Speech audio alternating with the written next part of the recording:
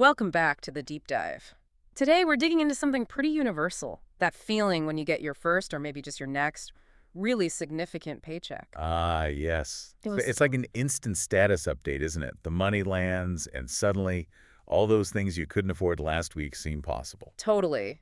I remember that rush, that feeling of being, well, rich for a moment. Hmm. And the immediate urge is just to spend it new clothes, treat friends, finally get that thing you wanted. Mm, Feels great, right? right.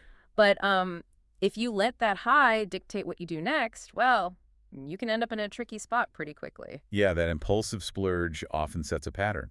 It creates financial habits that are actually really hard to break later on.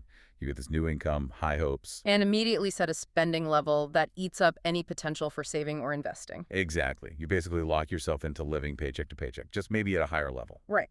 So our mission today is to give you a shortcut.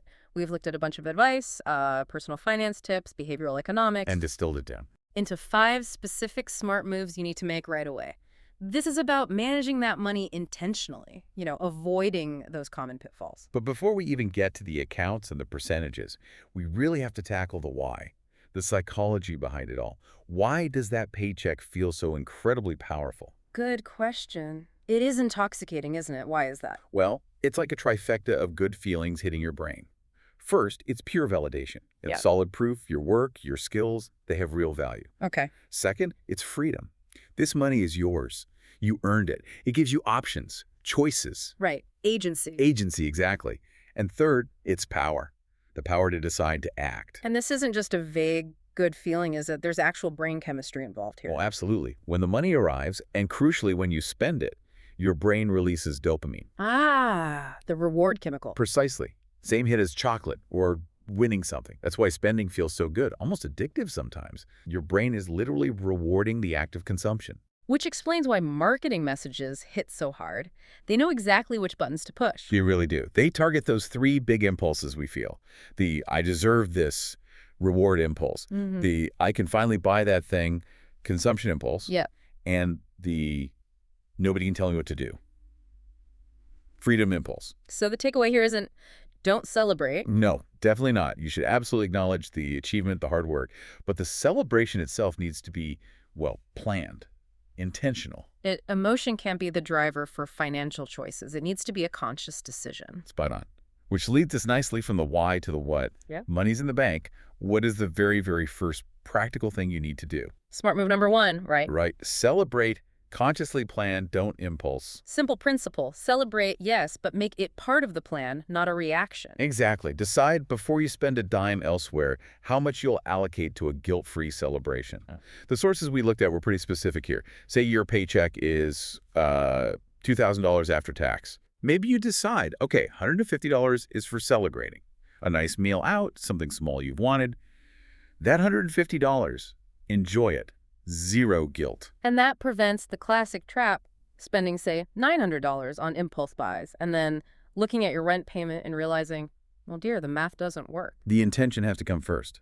Hmm. Budget the celebration. Then, immediately, you need to give the rest of the money its jobs. Which brings us to smart move number 2. Set up the 3-account system. Okay, now, I can hear some people thinking, 3 accounts, isn't that overkill? Can't I just track it all in one account with a spreadsheet? That's a fair question.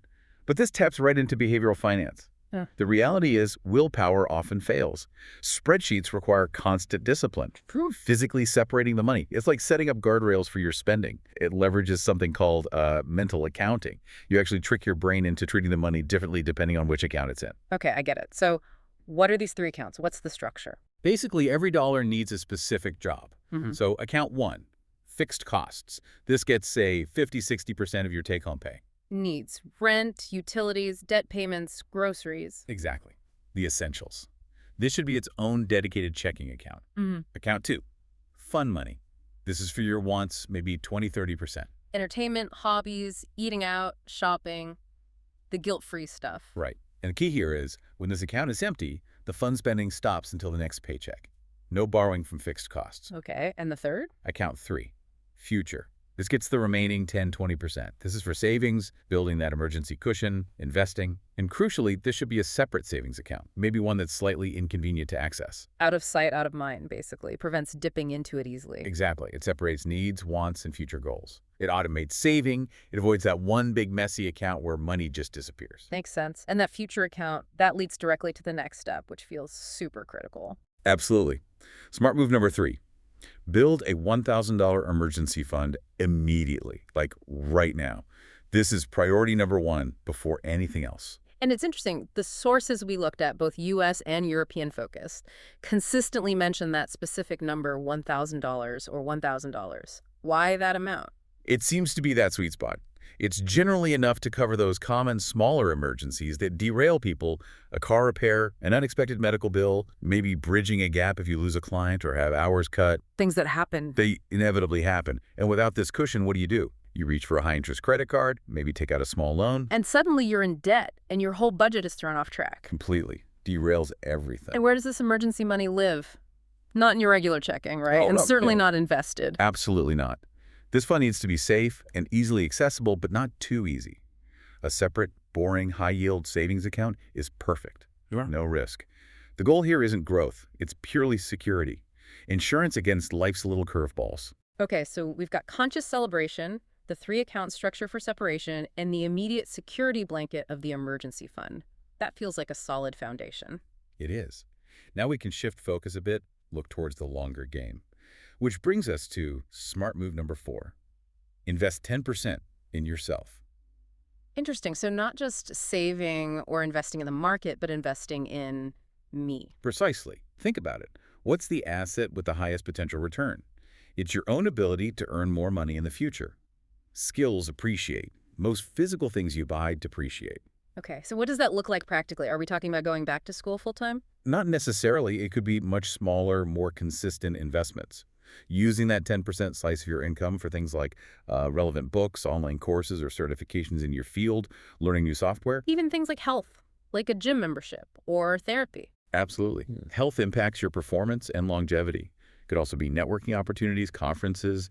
One source pointed out that investing maybe $150 a month in targeted skills could quite realistically lead to a $10,000, maybe even $20,000 salary bump down the line. Wow, okay.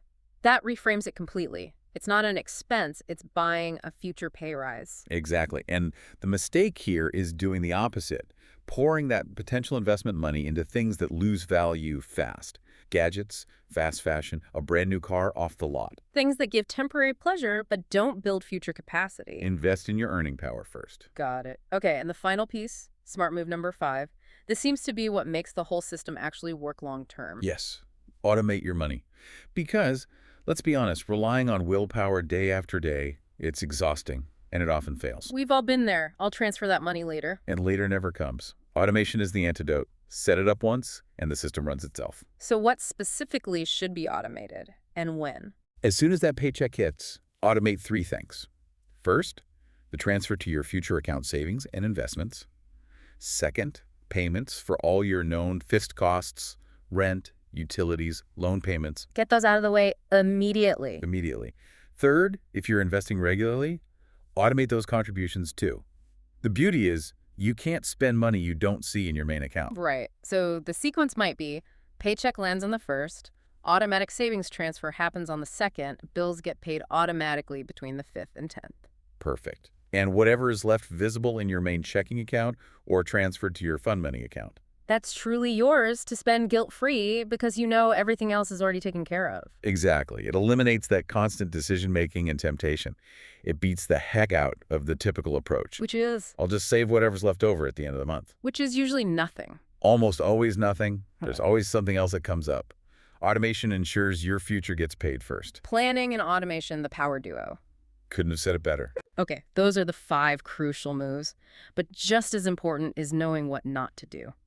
Let's talk about the common traps people fall into, especially with that first big paycheck energy. Yeah, there are a few big ones. The first is maybe the most common. Mistake number 1. Delaying responsibility. This sounds like, okay, next paycheck, I'll set up the budget. Or I just need to buy this one thing first, then I'll start saving. Exactly. It's the "I'll start tomorrow" syndrome. And why is that so damaging right at the beginning? Because tomorrow never really arrives, does it? Yeah. There's always another reason, another expense, another justification to put it off. A wedding, a vacation, a friend's birthday. Right. If you don't establish the discipline with that very first paycheck, you're basically setting a precedent. You're training yourself to prioritize immediate wants over future needs. It becomes the default habit.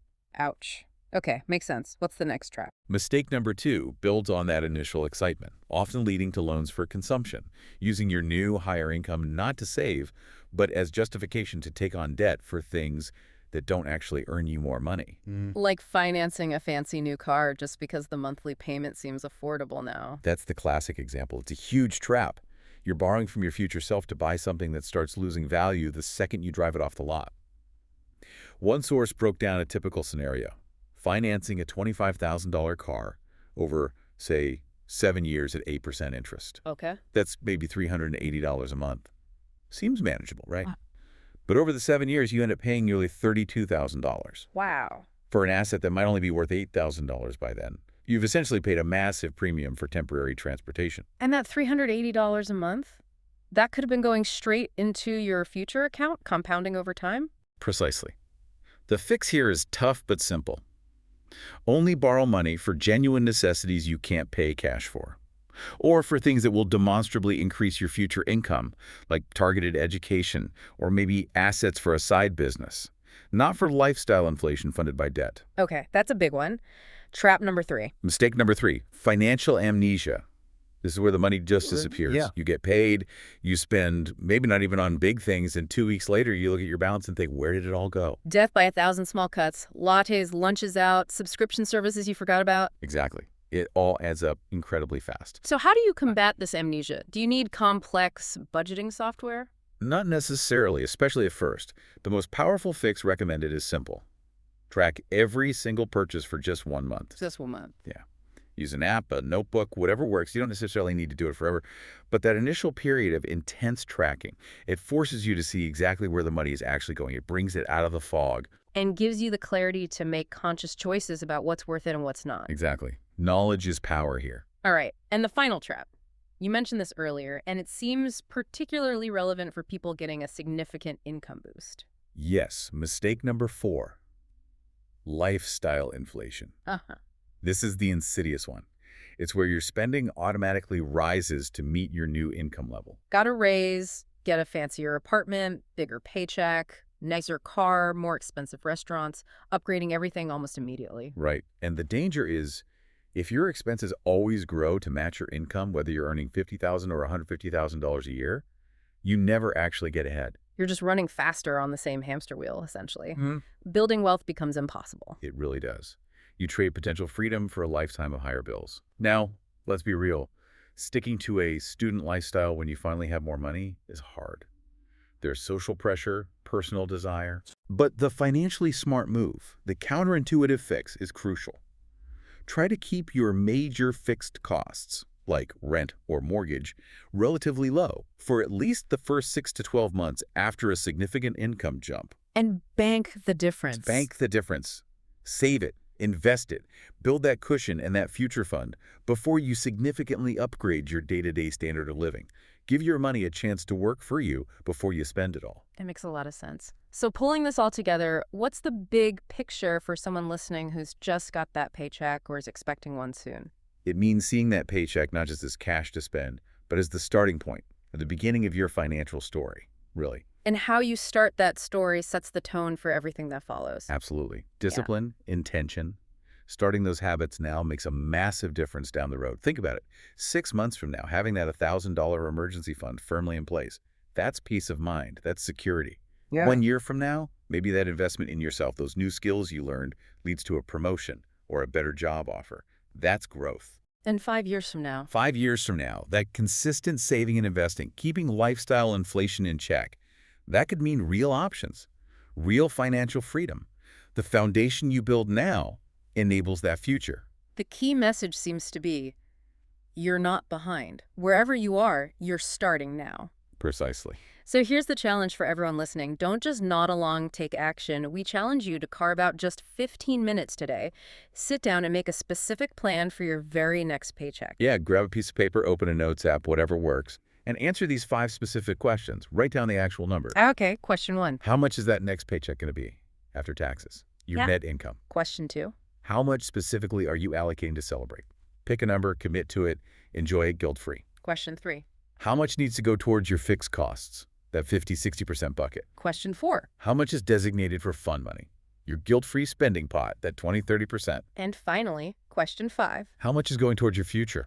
Savings, emergency fund, investments, that crucial 10-20%. Just answering those 5 questions puts you in control. It forces you to direct your money instead of just reacting to where it seems to disappear. And honestly, Yeah. that simple act of planning, of being intentional, that is the fundamental difference between people who always feel broke, no matter their income, and people who steadily build wealth over time. That choice, that intention, starts right now with the next dollar you earn. Make it count. Thanks for joining me in this episode. If the content brought you value or resonated with you, I invite you to like it, subscribe to the channel, and turn on the notification bell so you don't miss the next topics about wellness and holistic healing. In this space, I share tools, thoughts, and practices to help you reconnect with your body, your mind, and your inner energy. If you want, you can leave me a comment with your experience or just stop by to say hello. It's always a pleasure to read from you. Thank you for being here and for allowing yourself this moment of connection. I'll see you in the next episode.